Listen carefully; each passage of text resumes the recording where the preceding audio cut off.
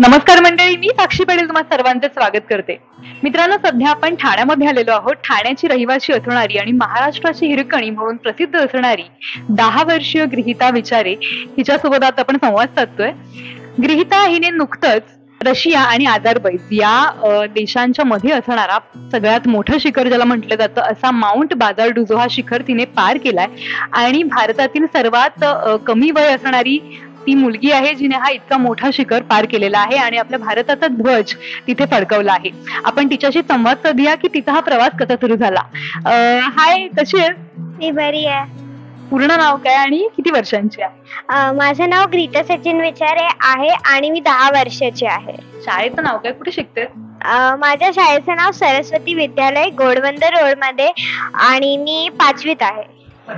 आता तू जो mount sir केलास, तो शिखर सर केलास, त्याचं नाव काय होतं? आता जो मी शिखर सर केला त्याचं नाव माउंट बाजारडुजो होतं. काय मीटर माहिती तुला, किती उंची? मी 446.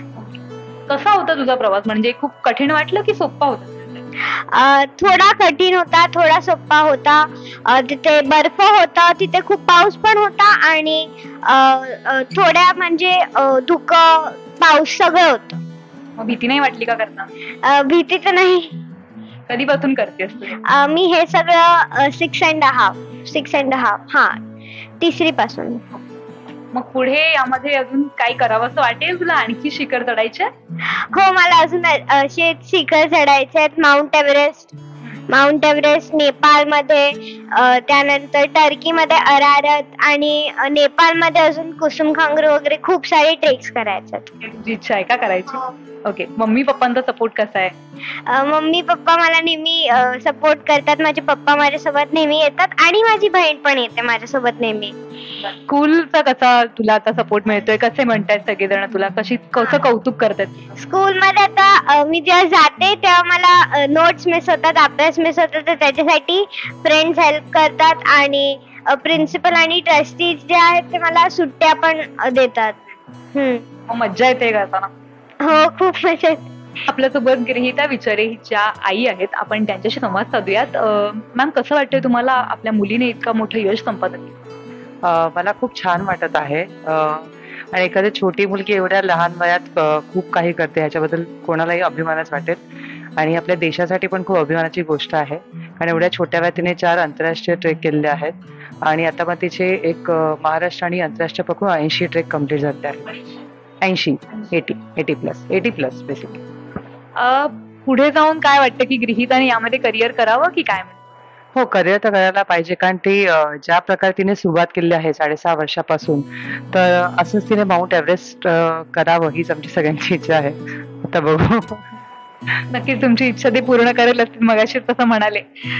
जेव्हा ती हे सगळं करते तेव्हा तुमचा सपोर्ट कसा असतो तिला? बेसिकली हिच्या वडिलांचा खूप जास्ती सपोर्ट आहे हिला. कारण तिला म्हणजे आम्ही 3 दिवसांत तिला ट्रेक घ्यायला नेलं, काय म्हणतात, जिमला जाते ती. त्यानंतर एव्हरी सॅटर्डे संडे मध्ये ट्रेकिंगला जाते. त्यानंतर अल्टरनेट डेज ती स्विमिंगला पण जाते आणि ते लोक इव्हन वॉकिंगला पण जातात. म्हणजे अशा बऱ्याच गोष्टी आहेत त्या, म्हणजे हे तिला सह करण्यासाठी बॅकएंडसाठी या सगळ्या गोष्टी मॅनेज करायला लागतात. तर ते सगळे तिचे वडील सगळे मॅनेज करतात. इतर आपल्या महाराष्ट्रातील लोकांना काय सांगाल, जिथे आपण आता नवरात्र सुरू आहे तर आपण प्रत्येक स्त्रीला सन्मान देतो, मान देतो, पण अनेक ठिकाणी स्त्रीला कमी लेखलं जातं. पण 10 वर्षांची चिमुरडी जेव्हा तुमची इतकं मोठं यश संपादन करते, तर इतर लोकांना काय सांगाल की स्त्रियांमध्ये किती ताकद असते?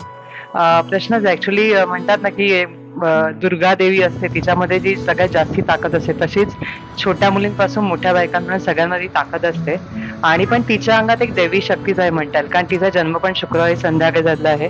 तिचं नाव म्हणून आम्ही गृहीता ठेवलं आणि तशा प्रकारे तिची एक दैवी शक्तीच आहे जी तिला वेळी सगळ्यांनी मी घड सर त्याला मदत करते. गृहीता सारख्या मुलींना तिचे पालक इतक्या मोठ्या संधी देत आहेत.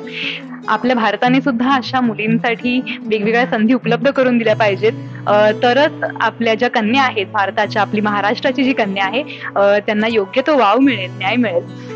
गृहीता, तुला पुढील वाटचालीसाठी खूप खूप शुभेच्छा आणि तू नक्की माउंट एव्हरेस्ट सर करशील अशी आम्ही आशा व्यक्त करतो. साक्षी पाटील, लोकल 18, ठाणे.